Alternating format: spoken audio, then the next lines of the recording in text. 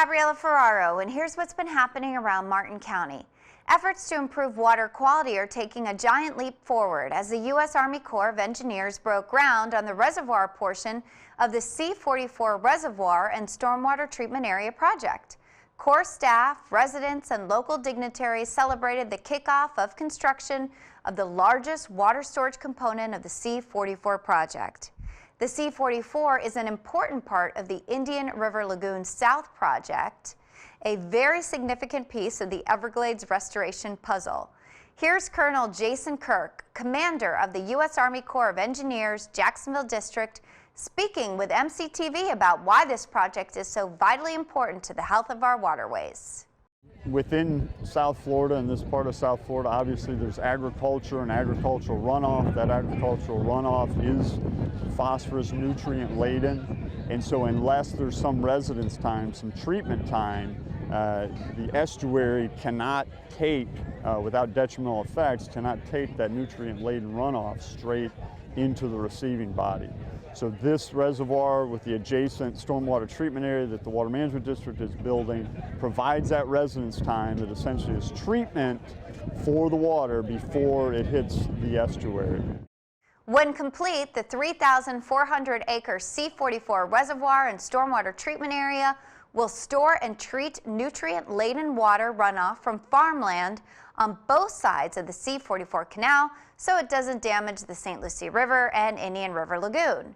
District 3 Commissioner and Chair Ann Scott was at the event and weighed in about what the project means to Martin County. This project will primarily address the issue of the basin area runoff that has been degrading the lagoon and the estuary. It is a cornerstone of Everglades restoration, and it is an example of federal and local partnerships and cooperative effort and what can be accomplished. So what does it mean for Martin County? It means that our very real concerns about the water quality in the Indian River Lagoon and the estuary are of national concern. Restoration was the name of the game as commissioners cut the ribbon for the Kitchen Creek Central Flowway project.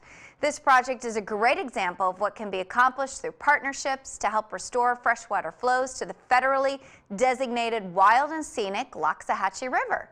This large undertaking included removal of several 100,000 cubic yards of debris, construction of an 18-acre lake marsh to store and clean water, installation of a structure to redirect water inflows, and construction of a weir that allows water to flow between the lake and adjacent wetland. In addition, 19 acres of wetlands were restored by removing exotic vegetation and planting 30,000 native plants in the area. Because of this great team effort, the Loxahatchee River is sure to reap the benefits of this Martin County restoration project for years to come. If you hear the echo of galloping hooves in Indiantown, you may be approaching Timer Powers Park. Commissioners and residents recently gathered at the park to celebrate completion of a metal structure covering the newly expanded equestrian arena. Improvements to the facility also included installation of energy-efficient lighting, new bleachers, connection to the potable public water system, and construction of a new restroom facility. Here's Commission Chairwoman Ann Scott again with some of her thoughts on what the arena means to the Indiantown community and what the future may hold. It's hard to imagine how much, I mean, there's no place to go but up, and so much that could be done with it. And I know one thing, this is the start of something big, and it's going to be wonderful. The new and improved facility has already hosted the Indiantown Rodeo, and it is hoped that the structure will continue to attract other large events to the area in the future. Over 2 days in early November, the Martin County Airport was the scene of a full-scale exercise in bioterrorism preparedness and response capabilities. Martin County Emergency Management, Fire Rescue, the Sheriff's Office, Stewart Police and Fire, the Health Department, and Martin Health System participated in the drill. Federal and state agencies also took part in the exercise.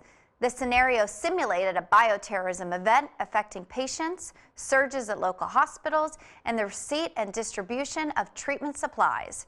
Response plans, coordination, communication, procedures, and staff, these things were all evaluated. A Homeland Security grant funded the exercise, and that grant was administered by the state. Rio Town Center will benefit from some beautification with the installation of 9 artistic benches and bike racks along the County Road 707 corridor. The Education Foundation of Martin County partnered with the Community Foundation of Palm Beach and Martin counties to bring these pieces to life. Local artist Maya Lindberg worked with area school children to design and create the mosaic benches, highlighting local natural themes such as boats, dolphin, and fish. The benches and bike racks were donated to the Martin County Art in Public Places program. Until next time, I'm Gabriella Ferraro, and that's what's been happening around Martin County.